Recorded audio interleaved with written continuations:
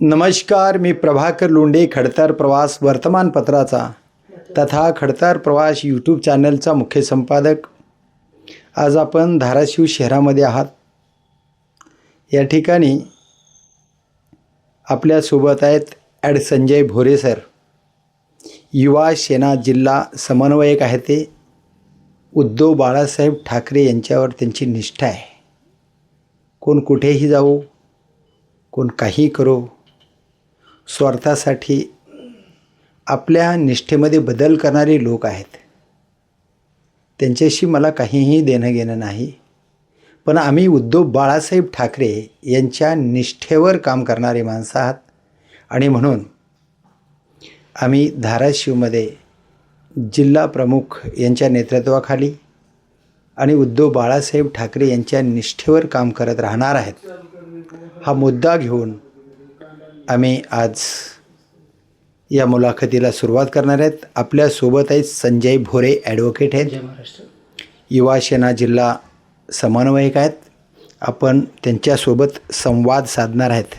Sir, जय महाराष्ट्र. खडतर प्रवास YouTube चॅनलमध्ये आपलं स्वागत आहे. धन्यवाद सर. महत्त्वाचा मुद्दा असा आहे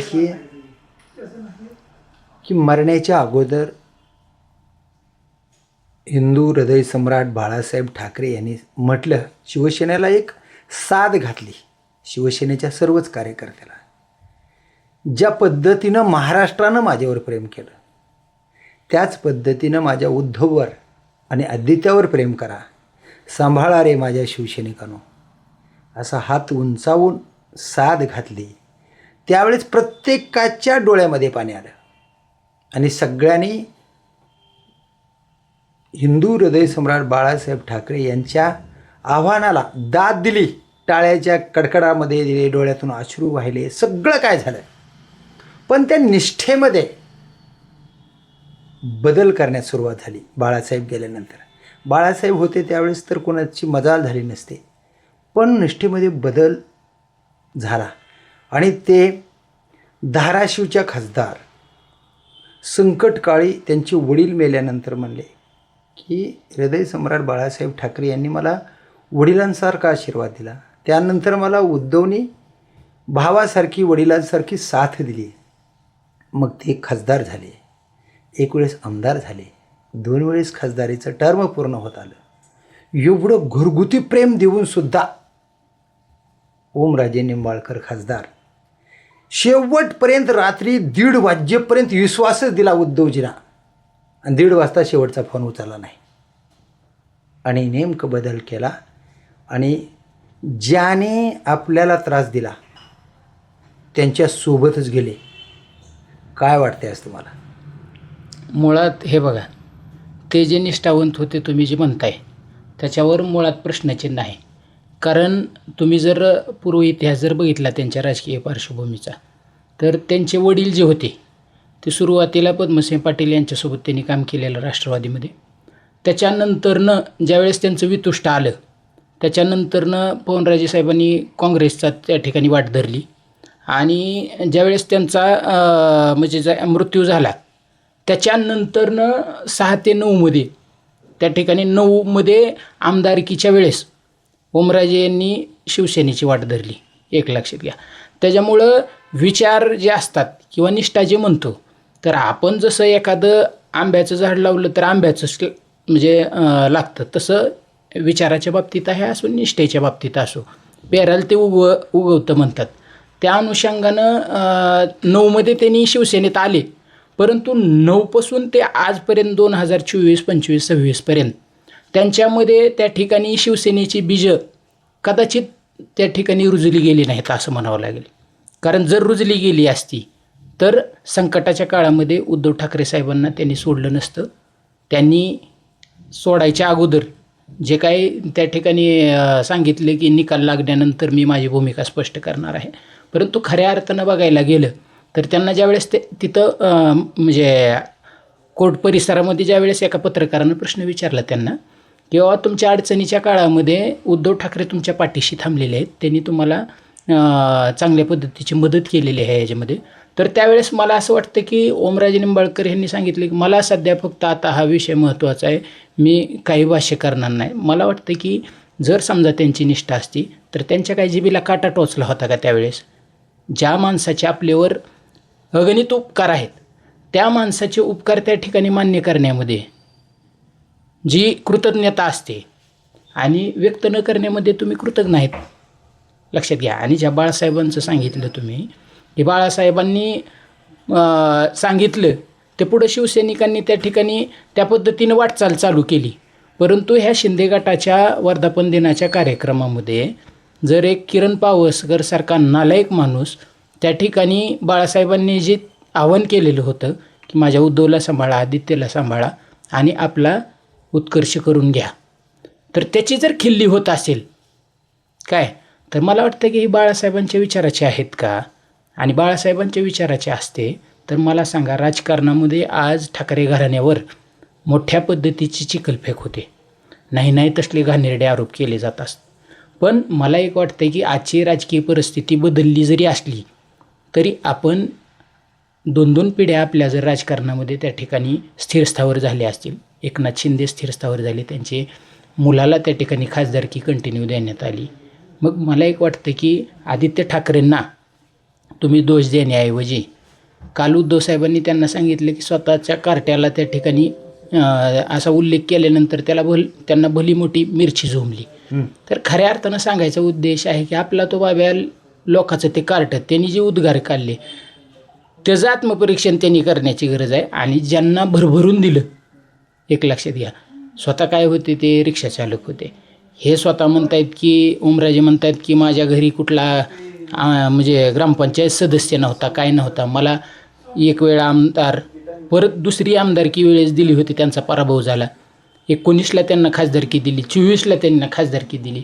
मग असं एवढा असणारा माणूस, लक्षात घ्या, राऊतसाहेबांनी त्यांनी सांगितले की काय कारणं झाले किंवा त्यांनी कशी धोम ठोकली. परंतु मला असं वाटतं की सत्ता आणि पैसा समोरच्याकडे आहे असं त्यांनी अधोरेखित करून एका ह्याच्यामध्ये सांगितलं होतं. परंतु सत्ता आणि पैसा ह्याच्या पुढं जर तुम्ही गुडघे टेकत असाल तर तुमची कसली आली निष्ठा? मग मला काय म्हणायचं माहिती आहे का, 12 वर्ष उद्धव साहेबांच्या आशीर्वादाने जी दूध विकणारी वडील आहेत त्या आज 500 कोटी रुपयाची प्रॉपर्टी धाराशिव जिल्ह्यामध्ये खरेदी केली असा थेट आरोप संजय राऊतने केला यांच्यावर. मग एवढे पैसे आले कुठून? एवढे जर तुम्ही स्वतःच्या कर्तृत्वाला मान्य करत असाल तर मग ही प्रॉपर्टी आली कुठून?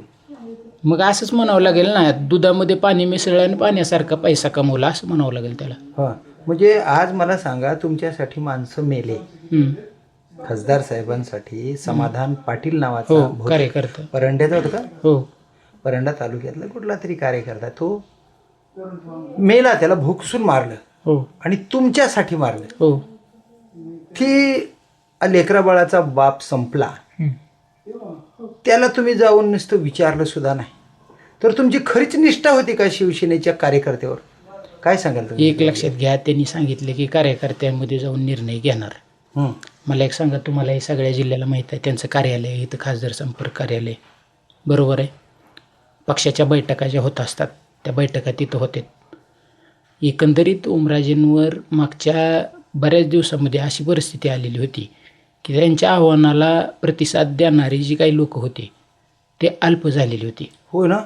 त्यांना एका पत्रकारानं प्रश्न विचारला होता की गर्दी दिसत नाही, ह्याच्या मागं जर एखादा नेता कार्यकर्ता केंद्रित असेल, कार्यकर्त्यांचा त्या ठिकाणी उद्धार करणारा असेल, काय ते म्हणतात की कार्यकर्त्यांना विचारात घेऊन निर्णय घेतला. मला असं त्यांचे समर्थक सोडून मूळ शिवसैनिक दाखवा एखादा, की जे शिवसैनिक म्हणले, उमरग्याच्या शिवसैनिकांनी सांगितलं 100 जणांनी की आम्ही किडनॅ विकून तुम्हाला पैसे देऊ, काय, हा झाला शिवसैनिक जो बाळासाहेबांच्या विचारानं प्रेरित झालेला आहे, ज्याला शिवसेनेची खरी निष्ठा करते. आणि ह्यांनी सांगितलं की मी कार्यकर्त्यासाठी निर्णय घेतोय. मला असा एखादा कार्यकर्ता दाखवा की ज्याचा उद्धार नेता म्हणून ओमराजेंनी केलेला आहे. मला जास्त काय बोलायचं नाही. आज मला सांगा, प्रत्येक फोनला दाद देणारा, प्रत्येकाचं काम करणारा आणि माझ्या पाठीमागं प्रत्येक सर्वसामान्य माणूस आहे म्हणणारा, ही जी ताकद होती ना, ती नेमकं कुणामुळे होती? तुमच्या माहितीस्तव हा फोनचा जो विषय आहे, हा. काय सुरुवातीला त्यांनी फोनचा गाजावाजा केला TRP वाढवण्यासाठी, परंतु नंतर ना अशी परिस्थिती झाली काय की ह्या फोनचा अक्षरशः त्यांना वीट यायला लागला. त्यांनी 5-7 माणसं ठेवलेली आहेत त्यांच्याकडची, जी कोण PA असतील. चहा बनवणारा त्यांच्या ठिकाणी एक अभिजित म्हणायचा जो मुलगा होता, तो सुद्धा PA म्हणून फोन उचलत होता. मग त्याच्या आवाजामध्ये बोलत होता का ती? दादा म्हणून बोलायचे. हा. मग जो एखादा आवाज ओळखणारा किंवा ज्याला माहित आहे, मी स्वतः आरोप केला होता त्यांना, त्यांच्यावर. काय म्हणलं, ओमराजेजी तुमचा आवाज नाही, ही संतोष खोसरे बोलतंय आणि स्पष्ट बोलतंय, असं मी त्यांना स्पष्ट म्हणालो होतो. कारण मला डाऊट होता त्यांचा, कारण त्यांच्या आवाजात बोलत असताना ती मला करेक्ट माझे मागचे मुद्दे साधून द्यायचे, ती म्हणजे माझी ओळख पटवायची. पण संतोषला ज्यावेळेस मी फोन केला त्यावेळेस ती दादा म्हणून बोलायची. अशी सुद्धा डुप्लिकेटपणा यांच्या कार्यालयातून होत होता, याचा साक्षीदार आम्ही. साक्षीदार म्हणण्यापेक्षा आम्ही स्वतः बघितलेलं आहे ते. त्याच्यामुळं जनतेला कसं वेड्यात काढायचं ह्याची एक, मी काय म्हणतो की त्यांना ओमराजे हे जे आहेत ते चुकून राजकीय क्षेत्रात आलेत. सिनेसृष्टीत किंवा नाटकात त्यांनी असते तर ह्याच्यापेक्षा उत्तम अभिनय केला असता. त्याच्यामुळं ओमराजे काय आहेत, ओमराजेच्या फक्त चेहऱ्याला किंवा जे दाखवते, राजकारणामध्ये कसं असते, जे दिसतंय ते राजकारण असते, घडतं बरोबर, म्हणजे पाठीमागे जे घडतंय ती काही दिसणाऱ्या गोष्टी नसतात. त्याच्यामुळं 5-7 लोक जे आहेत, मग एक तुम्हाला उदाहरण सांगतो फक्त, ह्या फोनच्या अनुषंगानं तुम्ही सांगितलं म्हणून सांगितलं. एका कार्यकर्त्यानं आर्नीचा का कुठला तर कार्यकर्ता होता. बरोबर. आता गावातला एखादा कार्यकर्ता आहे, एखाद्या व्यक्तीने त्याच्याकडे सांगितलं किंवा असं म्हणजे दादांना फोन करणार आहे, त्यावेळेस त्या एखाद्या कार्यकर्त्यांना जर फोन करून सांगितलं की असा फोन येणार आहे, त्याने सांगितलं जय महाराष्ट्र, यांची पद्धत लाऊडस्पीकर ऑन करण्याची. तुम्ही कार्यकर्ता जे म्हणताय त्याच्या हसू झालं तर ते हसू होणार, त्याची चर्चा होणार. लाऊडस्पीकर ऑन असल्यानंतर 10 माणसामध्ये पद्धत आहे. हां बोल, आडीफिडी घातलेली, हां बोल, दादा जय महाराष्ट्र, जय महाराष्ट्र, हां बोल. ते अशा माणसाचा फोन येईल आमच्या गावातल्या पाटलांचा. होय की, येईल की, तू काय मुरळे आहे काय त्याचा फोन करून सांगायला, ठेव. असं म्हणल्यानंतर मी त्यांना विचारलं, दादा, त्यांनी दुर्लक्ष केलं सुरुवातीला. मी म्हणलं, असा जर तुम्ही जर एखाद्याला ट्रीटमेंट दिली तर त्याच्या आयुष्यात ती फोन करील का पुन्हा तुम्हाला? नाही ना करणार. बरोबर. काय तर त्यावेळेस त्यांचं उत्तर आलं, अरे मला येड लागेल की, असा राग कुणावर तर काढावा लागेल की मला. मग एकीकडे त्या फोनचा गाजावाजा करायचा आणि दुसरीकडं या पद्धतीने रिॲक्ट करायचा, हा विरोधाभास आहे. एवढे फोन उचलत होते. मग ज्या माणसानं आपल्याला घडवलं, ज्याने आमदार बनवले, ज्याने खासदार बनवलं 2 वेळेस, त्या उद्धव बाळासाहेब ठाकरेंचा ज्या दिवशी त्यांना जायचं होतं दुसऱ्या दिवशी, त्या दिवशी 1:30 वाजता का फोन उचलला नाही? मग एक लक्षात घ्या, मला जेवढी पर्याप्त माहिती आहे काय त्या बाबतीत खोलात जात नाही, परंतु वरुण साहेबांना आणि आपले सन्माननीय आमदार कैलासदादा पाटील यांना त्यांच्या ठिकाणी त्यांनी पाठवलं होतं जायच्या अगोदरच्या दिवशीमध्ये. तर त्यांचं जे काय आहे, जायचं म्हणजे फक्त आज शरीरानं गेलेले आहेत, ते मनानं अगोदरच गेलेले. बरोबर बरोबर बरोबर. काय त्याच्यामुळे एखाद्या माणसानं निर्णयच घेतला असेल आणि कृतज्ञच व्हायचा ठरवलं जर असेल तर त्याला आम्ही काय करणार असे. बरं, आता शिवसेनेमधले किती माणसं गेले वाटते त्यांच्यासोबत, जे निष्ठावान शिवसैनिक सोडून ज्यांची ह्यांच्यावर खऱ्याप्रमाणे निष्ठा आहे असे समजणारे किती जण गेले असतील? माझ्या माहितीस तो अजून तर कुठली पडझड झालेली नाही. खरे. आणि गेले तर फक्त त्यांचे काय व्यक्तिकेंद्रित लोक होते तेवढे जातील. अदरवाईज शिवसेनेचा मूळ निष्ठावंत किंवा बाळासाहेबाच्या विचारात घडलेला, बाळासाहेबाच्या खुशीत मुशीत वाढलेला किंवा उद्धव ठाकरे यांच्या विचारानं प्रेरित झालेला, आदित्यजी ठाकरे साहेब यांच्या विचारानं प्रेरित झालेला कुठलाही माणूस त्या ठिकाणी जाणार नाही, कुठल्या आमिषाला बळी पडणार नाही. खासदार साहेब जाण्याच्या अगोदर एक 4-8 दिवसाची मुलाखत होती. मी स्वतः म्हणलं होतं पत्रकार म्हणून, मला खासदार ओमराजे निंबाळकरच्या निष्ठेवर विश्वास आहे, ती जाणार नाही. आणि जर जाते असं म्हणत असतील तर त्यांच्या पाठीमागं गुत्तेदारीसाठी हिंडणारी माणसं यांनी लवकर जावं, एखादं मंत्रिपद घ्यावं आणि आम्ही जी गुत्तेदारी अडलेले आहेत ते गुत्तेदारी आम्हाला लवकरात लवकर मिळावं आणि आमचे अडकलेले पैसे मोकळे व्हावे म्हणून त्यांचे गुत्तेदार ओमराजे जावं असे चिंतत आहेत असं मी म्हणलं होतं. म्हणजे ओमराजेवर एवढा विश्वास होता माझासुद्धा. पण तेच माणूस जाणारच असं त्यांचे कार्यकर्ते म्हणत होते आणि नेमकं गेलं. त्यांच्यासोबत किती गुत्तेदार गेले असतील? नुसते गुत्तेदार बरं का, बाकीचे निष्ठावान तर मला काय दिसायला झालेत. गुत्तेदार असतील ना, गुत्तेदार त्यांना माहीत. कारण शिवसैनिकाचा आणि गुत्तेदारीचा काही संबंध असायचा विषय नाही. आणि शिवसैनिक जर पूर्वी परिस्थिती बघितली तर शिवसैनिक हा फाटका तुटका एक लक्षात द्या. बरोबर. शेतकरी असेल, युवक असेल, जो सर्वसामान्य कुटुंबातला आहे काय, आणि राजकीय पार्श्वभूमी नसलेला शिवसैनिक असतो, एक लक्षात घ्या. बरं, आता एक जरा वेगळा प्रश्न विचारतो महत्त्वाचा.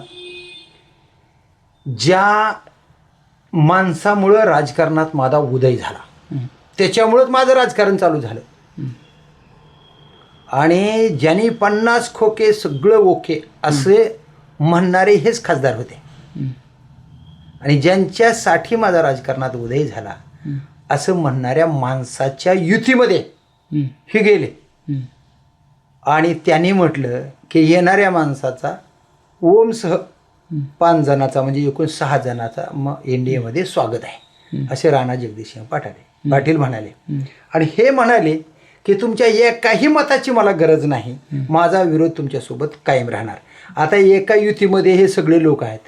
खरंच ओमराजे निंबाळकर राणा जगदीशसिंह पाटलांना युतीमध्ये विरोध करतील काय?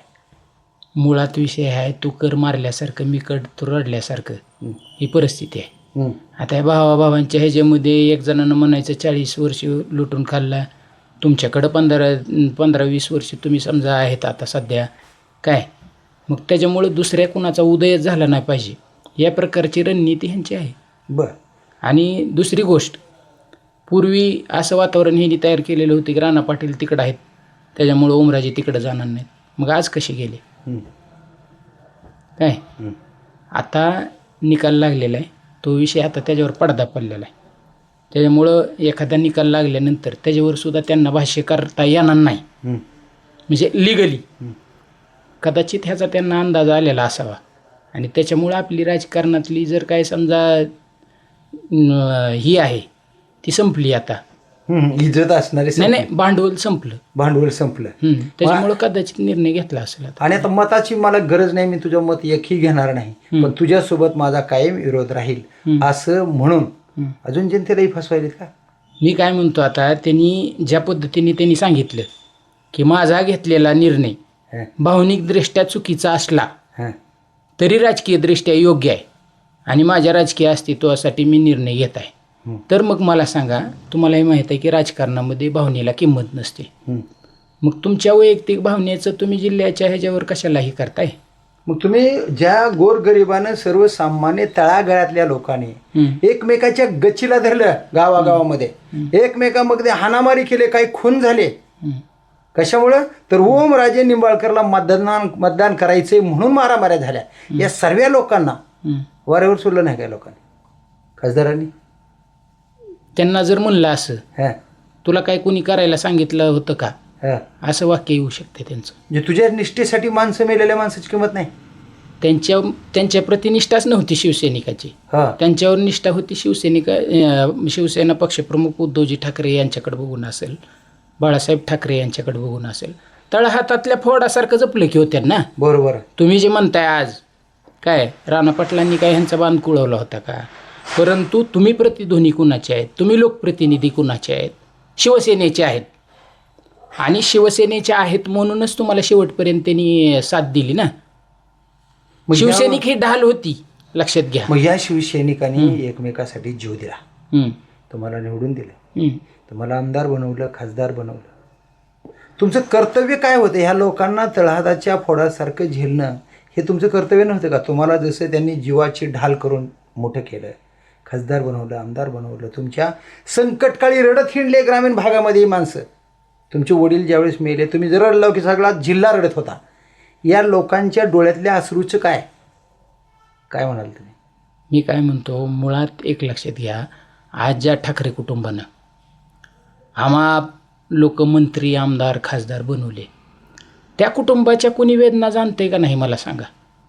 आज बाळासाहेबांनी जो वटवृक्ष लावलेला होता त्याच्यावर एकनाथ शिंदे असेल किंवा इतर असंख्य जी काही गद्दार होऊन गेले 40, त्यांनी किती कुऱ्हाडी घातल्या. मग त्या वृक्षाची काय संवेदना जी आहे, हे जे काय वटवृक्ष लावला, त्या ठाकरे घरानं 3 पिढ्यामध्ये संघर्ष भोगला आहे. जसं की उद्धवजी ठाकरे साहेबांनी सांगितले की प्रबोधनकारावर त्या ठिकाणी प्रसंगी चिखलफेक झाली, शेण फेकले गेलं, अंडे फेकले गेले. अशा ह्याच्यातून बाळासाहेबांनी संघर्षातून तयार झाले. बाळासाहेबांनी त्या ठिकाणी शिवसेनेची जी स्थापना आहे मराठी माणसाच्या न्याय हक्कासाठी केली. बरोबर. विरोध हा आत्मा आहे, सत्ता हे केंद्र नाही शिवसेनेचं. आणि त्याच्यामुळं त्या 60 वर्षाच्या काळामध्ये जी शिवसेना वाढत म्हणजे संघर्षातून तयार होत गेली, त्यावेळेस नव्हती का सत्तेची गरज लोकांना. त्यावेळेस लोकांनी चटणी भाकर खाऊनच संघर्ष केला हो ना. ना. त्यावेळेसची तर परिस्थिती कशी होती.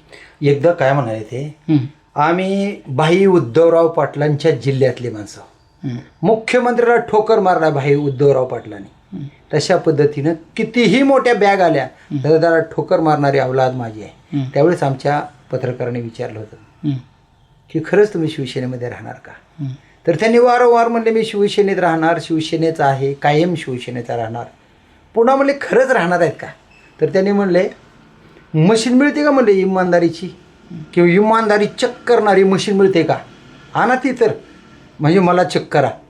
एवढा विश्वास देणारे ओमराजे निंबाळकर सर्व मतदाराला 3,29,000 मताची आघाडी देणाऱ्या 7.5 लाख रुपये एकूण मतदान, 7.5 लाखाच्या पुढं मतदान एकूण देणाऱ्या लोकांना वाऱ्यावर सोडून गेले. हो काय म्हणाल, काय म्हणले याला गद्दारी म्हणणार का नाही, काय नेमकं म्हणणार?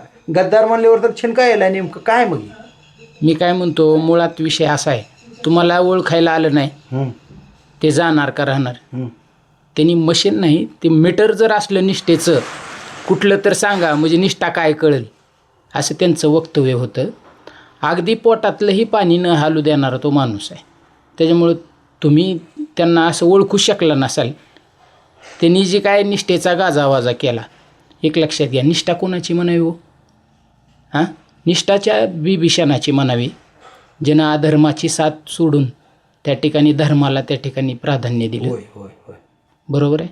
निष्ठा त्या बाजीप्रभू देशपांडेंची म्हणावं लागेल. खरं. बरोबर आहे. हो, ज्यांनी प्रसंगी तानाची मालुसरेची, बरोबर, खिखंडोजी खोपडेची म्हणावी, सूर्याजी पिसळाची म्हणावी, अशी मोठमोठी उदाहरणं दिली. उदाहरणं दिली. मी तेच सांगतोय. मग एक लक्षात घ्या, एकीकडं उद्धवजी ठाकरे साहेबांच्या यांच्या मिटिंगमध्ये निष्ठेसाठी आणाभाका घ्यायच्या आणि दुसऱ्या शनी एक 8 दिवसात गद्दारी करायची. मुलाची शपथ खाल्ली. हो. तुळजाभवानीची शपथ खाल्ली. ज्या शिवरायांना आई तुळजाभवानी तलवार दिली, राजांनी रयतीचं राज्य निर्माण केलं. आणि ही राजा रयतेला सोडून स्वार्थासाठी दुसरीकडे गेला असं जनता म्हणते. काय तुमचं मत? मुळात विषय असा आहे की नितीन चंदनशिवे साहेबांनी वर्धापन दिनाच्या कार्यक्रमात सांगितले की त्यांनी नावातलं राजे काढावं मुळात. आणि जनता ही कायम यांच्या दृष्टिकोनातून फक्त सत्ता केंद्रीकरणाच्या दृष्टिकोनातून असलेलं साधन आहे. आणि दुसरं ज्या तुम्ही म्हणताय की निष्ठा किंवा गद्दारी, मला सांगा, भरताला ज्यावेळेस राज्य मिळालं होतं प्रभू श्रीरामचंद्र वनवासात गेल्यानंतर, खरं त्यांनी त्या सिंहासनावर त्या ठिकाणी पादुका ठेवल्या. बरोबर आहे. आणि पादुका ठेवून राज्य चालवलं. आणि त्या राजाची वाट बघत बसला काय राम परतीची. अहो, इथं तर तुमचा पक्षप्रमुख एवढा जीवाला जीव देणार होता. खरे काय तुम्हाला घडवलं, त्यांनी आकार दिला काय.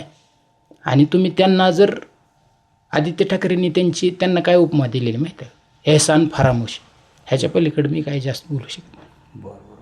बरं, मला अजून एक उद्धव साहेबांच्या स्टेजवरच मकरंद राजे निंबाळकर म्हणाले, साहेब मला लाज वाटायली की माझंही आडनाव निंबाळकर आहे. आणि ह्याला गद्दार म्हणून शिव्या दिल्यात. तेवढ्या शिव्या माझ्या आडनावामुळं मला खाव्या लागायल्यात. त्यानं गद्दार झालाय. मी आयुष्यात गद्दार होणार नाही, मरेत तोपर्यंत मी तुमच्या सोबत राहणार असा शब्द दिला. एवढी तळमळ त्यांच्या खानदानातल्या लोकांना सुद्धा निष्ठेच्या बाबतीत वाटायली आणि निष्ठा मी गमावू देणार नाही असं मकरंद राजे निंबाळकर म्हणाले.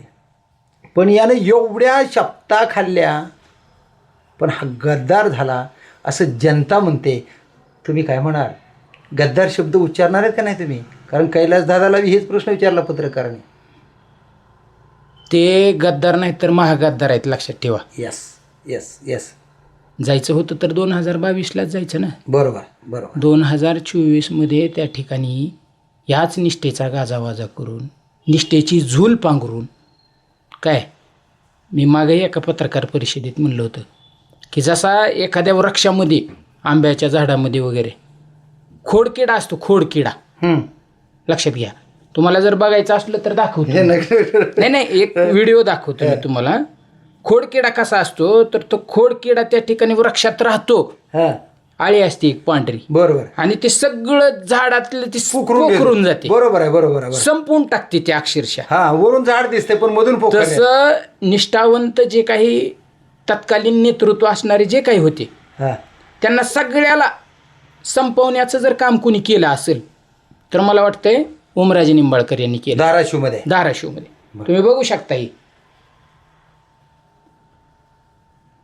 पोखरले का खेडा पोखरते किती ह्याच्यामध्ये, ह्या झाडाची पूर्ण म्हणजे किती पोखरले बघायला. म्हणजे शिवसेना, निष्ठावान शिवसेना पोखरण्याचं काम व्यक्तिकेंद्रित, मतदाराला बेमान असणाऱ्या व्यक्तिकेंद्रित खासदार ओमराजे निंबाळकरने केलंय का? मी काय म्हणतो, व्यक्तिकेंद्रित राजकारणाला खतपाणी घालणारा जिल्ह्यातला एकमेव नेता. बर. काय एकीकडं सांगायचं, तुम्ही सांगताय की स्थानिक स्वराज्य संस्थांमध्ये आम्हाला अपयश आलं. हा, बरं झालं. ते एक प्रश्न विचारायचा मला की ज्या मशाल चिन्हावर आम्हाला नगरपालिका मिळाली नाही, आम्हाला जिल्हा परिषद मिळाली नाही, ग्रामपंचायत मिळाली नाही, एवढे आम्ही वाईट आहेत का, असा प्रश्न आम्हाला पत्रकाराला विचारला त्यांनी. मग हे खासदार मशाल चिन्हावरच निवडून आलेत. यांनी काय सांगितलं की उद्धवजी ठाकरे साहेबांनी जिल्हा परिषदच्या निवडणुकीच्या प्रचारात यायला पाहिजे होतं. जर ते आजारी असतील, त्यांना जमत नसेल तर आदित्यच्या ठाकरे साहेबांनी इथं येऊन त्या ठिकाणी प्रचार केला पाहिजे. परंतु यांचा आविर्भाव असा होता, साहेब मी 3,30,000 आलो आहे, म्हणजे मी काय असा एक वेगळा फेस आहे काय, मोदींच्या तुलनेत समजा माझा चेहरा आहे. मग उद्धवजी ठाकरे साहेब नाही आले किंवा आदित्यचे ठाकरे साहेब नाही आले असं म्हणावं लागेल. कारण तुम्हाला जो एक आविर्भाव होता की मी काही करू शकतो, आणि ह्या दृष्टिकोनातूनच त्यांनी जी युत्या तोडल्या ना. आता एक सांग, जर महाविकास आघाडी झाली असती तर हे चित्र दिसलं नसतं ना. आमदारकीला उभारले होते, साहेबाकडूनच उभारले होते. त्यावेळेस मला वाटतं संजय दुधगावकर यांच्या शेवटच्या शनी उभारले होते. नाही 2009मध्ये काय झालेलं, 2009मध्ये ह्यांचा उदयच झाला नसता, लक्षात घ्या. आणि त्यावेळेस अर्ध्या तासामध्ये त्या ठिकाणी फॉर्म काढून घेतला संजय निंबाळकरांचा, आणि तिरंगी लढत होण्यापेक्षा 1 to 1 लढत व्हावी यासाठी संजय दुधगावकर असेल, संजय निंबाळकर असेल, यांनी पळापळ करून जाऊन त्या ठिकाणी फॉर्म काढला. नाही संजय दुधगावकर ज्यावेळेस उभारले होते त्यावेळेस हे पडले होते, भाजपकडून उभारले होते बघा, ते आठवते का? आणि हे पडले. आता मला प्रश्न विचारायचा आहे, हे म्हणतात ना माझी एवढी मोठी ताकद आहे. आता मला वाटते खासदारकीला उभारल्यानंतर यांना पाठिंबा काँग्रेसचा होता, यांना शरदचंद्रजी पवारचा पाठिंबा होता, यांना मराठा जरांगे पाटील साहेबांचा पाठिंबा होता. हे तिघं जर युतीमधून, महाविकास आघाडीमधून जर नसते 19मध्ये तर खासदार ओमराजे निंबाळकर आता 2024मध्ये हे सगळा पाठिंबा होता. म्हणजे महाविकास आघाडीचा पाठिंबा होता. मग काँग्रेस नसतं, शरदचंद्रजी पवार गट नसता, जरांगे पाटील जर नसते तर यांच्या ताकदीवर हे निवडून आले असते का? मग त्यांच्याशी सुद्धा प्रतारणा केलीच ना. संविधान जे काय बदलणार आहेत, काय ही जी जनभावना तयार झालेली होती, काय मराठा आरक्षणासंदर्भात जी आहे, मराठा आरक्षणाबाबत कधी त्यांनी उघड भूमिका घेतली? नाही नेटकऱ्यांनी त्यांना ट्रोल वेळोवेळी केलेला आहे की गरज सरो आणि वैद्य मरो अशी भूमिका ओमराजेंना शोभणारी नाही म्हणून. बरोबर. कुणाशीही त्या ठिकाणी त्यांनी विचाराशी बांधील राहण्याचं काम केलेलं नाही. फक्त कार्यकर्त्यांचं नाव पुढं केलं आणि जो काही घ्यायचा तो निर्णय ऑलरेडी त्यांचा ठरलेला होता. आत्ता जर 2029ला यांना जर अजून खासदारकीला तिकीट मिळालं, काय परिस्थिती राहील? काही परिस्थिती राहणार नाही. गेल्या वेळेस एक लक्षात घ्या, शिवसैनिकांनी कुठल्याही ह्यांचा एकच डायलॉग असायचा, जनशक्ती विरुद्ध धनशक्ती. हे तर सगळं फुकट होत होतं. शिवसैनिकांना काही द्यायची गरज नव्हती. समोरच्या बूथला 1 लाख रुपये दिले तर हिथं 8,000मध्ये त्या ठिकाणी काम. होय. काय कमी पडले तर शिवसैनिक आता प्रत्येक इलेक्शनला काय आम्हाला 5-50 हजाराला भुर्दंडच होता ना. कार्यकर्ते पैसे खर्च. हो, माझं स्वतः मी उदाहरण सांगतो. काल उमरग्याचे सुद्धा कार्यकर्ते म्हणले आम्ही कांदे विकून पैसे दिले, आम्ही किडण्या विकून पैसे देण्याची आमची तयारी होती. तुला पैशाचीच गरज होती ना, तर तुला आम्ही 3,29,000 मतदान आघाडी दिली, ती महागारी दी आणि मग स्वतः निवडणूक लढ आणि पुन्हा खासदार होऊन दाखव, मग तुला आम्ही पाठतो पडतो. असाही त्यांनी चॅलेंज केलं की नेमकं यांच्या मागचं जर एकनिष्ठ शिवसैनिक बाजूला पडला तर 2029मध्ये काय परिस्थिती राहील? राजकीय अस्तित्व संपलेलं आहे, त्याच्यावर चर्चा करण्यात काही मजा नाही. वार जर शिवसेनेनं त्या ठिकाणी शिवसेनेच्या विरोधात असतील तर त्यांचा पराजय होण्यासाठी शिवसैनिक कामाला लागलेले. लक्षात घ्या. आता शेवटचा प्रश्न विचारतो. आजची परिस्थिती, जनतेची परिस्थिती या माणसाच्या बाबतीमध्ये काय आहे? तुम्ही किती वर्ष काम करता सेनेमध्ये? मी शिवसेनेत त्या ठिकाणी 2002 पासून सक्रिय काम करतो. सक्रिय काम 2002 पासून? 2002 पासून. इयत्ता 24 वर्ष झाले तुम्ही? हो, इयत्ता 7. त्यामुळं सांगायलोय मी की ओमराजे काय आहे ते आम्हाला सगळं माहीत आहे. त्याच्यामुळं त्यांनी ज्या पद्धतीनं व्यक्तिकेंद्रित राजकारण कसं केलं, व्यक्तिकेंद्रित लोकांना कसं पुढं आणलं, आणि शिवसेनेला साधा बाळासाहेबांना त्यांनी कधी 10 रुपयाचा हार घातला नाही स्वयंप्रेरणेनं. लक्षात घ्या. तुम्ही ओमराजेंनी कधी जयंती केलेली बघितली का? जयंतीला मदत सुद्धा केली नाही कोणाच्या जयंतीला, महामानवाच्या जयंतीला बाळासाहेबांनी जयंती केलेली पाहायला नाही. बाकीचे सोडा, पण ज्या पक्षात आहेत त्यांच्या गाडीवर कधी शिवसेनेचा त्या ठिकाणी सुरुवातीला बाण बघितलं का? ज्यावेळेस एकसंध शिवसेना होती तोपर्यंत तरी पाहिलं नाही. आता पत्रकारांनी बातमी केली की त्या ठिकाणी त्यांच्या शोरूमवरचा त्या ठिकाणी मशाल काढली. मशाल लावलीच होती इलेक्शनच्या वेळेस. तीही त्यांना कदाचित त्या PR टीमनं सांगितलेलं असेल की आपल्याला तसा व्हिडिओ करायचा एखादा व्हायरल करण्यासाठी. त्याच्या अगोदर त्यांनी त्यांच्या कुठल्याही गाडीवर बाण नव्हता, मशाल नव्हती, काही नव्हतं. लक्षात घ्या. त्यांच्या गाडीवर फक्त ओम असायचं. बघा, एक जुनी गाडी आहे, तुम्ही बघितलं असेल तर. मला मुळात बाळासाहेबांचे विचार म्हणता, बाळासाहेबांची निष्ठा म्हणता, काय अहो ही त्यांच्यात बीज रोलीच गेली नाहीत शिवसेनेचे. त्याच्यामुळे कसे निष्ठावंत बेमानीचेच बीज होते असं म्हणायचं का तुम्हाला? बेमानीचे नव्हते, स्वार्थाची बीज होते. काय आज काय आव्हान करणार तुम्ही? आज काय निष्ठावंत शिवसैनिकाला आणि ज्याने मतदान दिलंय, भरभरून मतदान दिले, तुमच्या सगळ्यांच्या विनंतीला तुम्ही प्रचारक होता त्या काळात, या लोकांना तुम्ही काय सांगाल? मुळात एक सांगतो की या माणसाच्या बाबतीत काय सांगाल? या माणसाच्या बाबतीतही सांगेन. आणि आज बरेचसे वल्गना करणारे उद्धव ठाकरे संपले किंवा हे झाले, जोपर्यंत तळागाळात आमच्यासारखे निष्ठावंत शिवसैनिक बाळासाहेबांच्या विचारानं अगदी त्या ठिकाणी धगधगती मशाल घेऊन ज्या पद्धतीनं रखरखत्या वाटेत संघर्षानं तयार झालेलो आहोत, त्याच्यामुळे शिवसेना त्या ठिकाणी इथून पुढं जसा जसा वाऱ्यानं निखारा पेटत जातो तसं त्या पद्धतीनं ही मशाल पेटत जाणार आहे. बघा, गद्दारांना 100% त्या ठिकाणी उद्ध्वस्त करणार. भारत इंगळे हे जुने शिवसैनिक धाराशिव शिवसेना वाढवणारे ते परत आले आणि त्यांनी म्हणले की जेवढे शिंदे सेनेमध्ये माझे मित्र गेलेले आहेत तेवढे माणसं पुन्हा अजून मूळ शिवसेनेमध्ये येणार, कारण ते निष्ठावंत आहेत, त्यांना वेगळ्या पद्धतीनं सेनेमध्ये नेलेलं आहे एकनाथ शिंदेच्या. ते सगळे मी परत फिरवणार, तरच मी मरणार, असं त्यांनी आवाहन केलंय. तुमचं मत काय राहणार? मुळात भारत नाना इंगळेसोबत बी मी काम केलेलं आहे. बरं. त्यामुळे त्यांना देखील माहीत आहे. भारत नानांनी ज्यावेळेस शिंदे गटात प्रवेश केला त्यावेळेस मी कमीत कमी 15 मिनिट त्यांना बोललो होतो, नाना हे चुकीचं केलं तुम्ही.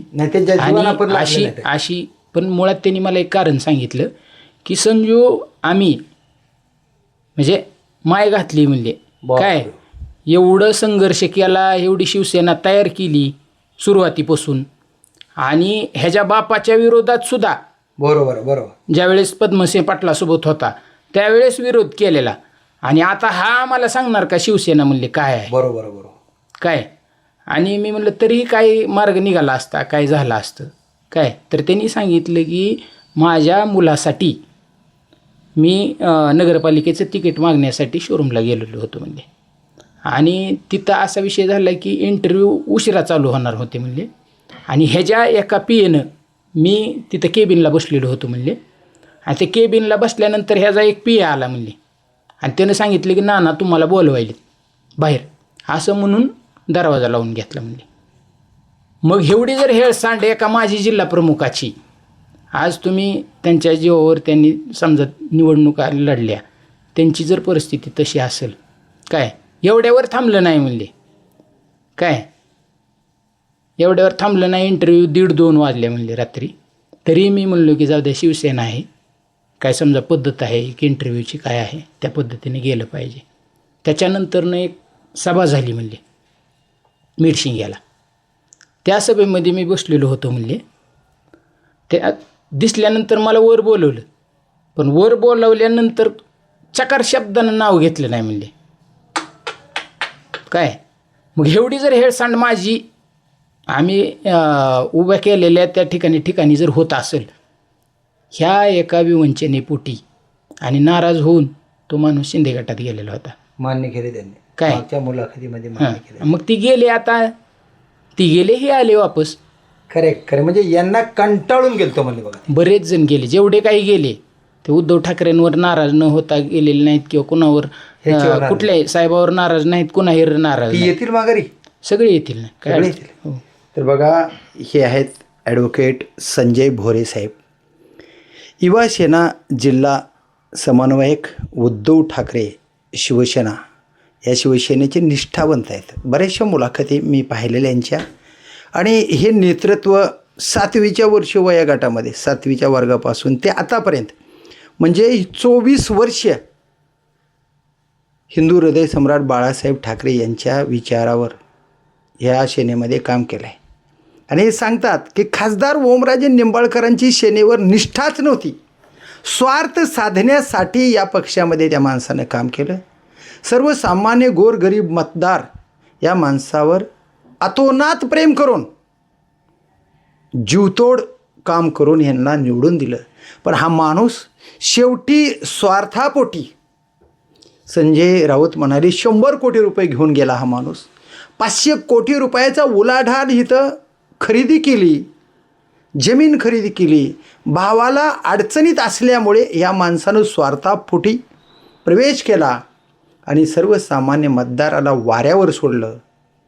आणि उद्धव बाळासाहेब ठाकरे यांना गद्दार झाला, हा गद्दार आहे, अशा पद्धतीची वल्गना वाक्ये संजय राऊतनी भर स्टेजवर सांगितलं. त्याच पद्धतीने संजय भोरे ॲडव्होकेट आहेत, ते सुद्धा म्हणाले नुसता गद्दार नाही, तर झाडातला किडा झाडाला पोखरून झाड आतमधून खोकला करतो, भंगार करतो. वरून झाड चांगलं दिसतं आहे, पण आतमधून ती भुयार निर्माण करत आहे, आणि ती झाड पोखरून जसा किडा खातो तसं शिवसेना पोखरण्यासाठी हा माणूस काम करत होता. बरं झालं कीड गेली, आणि एकनिष्ठ माणसं आता पक्षामध्ये राहणार. उद्धव साहेब बाळासाहेब ठाकरेंचे गरीबातले गरीब कार्यकर्ते जोपर्यंत निष्ठावान जिवंत आहेत तोपर्यंत शिवसेनेला कोणी हात लावू शकणार नाही. शिवसेना संपणार नाही. किती आले किती गेले, शिवसेना संपवणारे माणसं संपले, पण शिवसेना अजून जिवंत आहे, हे त्यांनी ठासून सांगितलं आहे. बघूया येणाऱ्या काळामध्ये कशा पद्धतीनं उद्धव बाळासाहेब ठाकरे यांची सेना पुन्हा जोर धरणार आहे, आणि सर्वसामान्य माणसाला न्याय देणारा नेता पुन्हा उभारी घेणार आहे, तेच पाहूया येणाऱ्या काळात. मी प्रभाकर लोंढे, खडतर प्रवास वर्तमानपत्राचा तथा खडतर प्रवास यूट्यूब चॅनलचा मुख्य संपादक. या चॅनलला सबस्क्राईब करा, शेअर करा, लाईक करा, बेल आयकॉनचे बटन दाबा. आपले विचार हिंदू हृदय सम्राट बाळासाहेब ठाकरे यांच्या निष्ठेचे विचार कमेंट बॉक्समध्ये नोंद करा. धन्यवाद. धाराशिवकर. जय महाराष्ट्र. जय हिंद. जय महाराष्ट्र.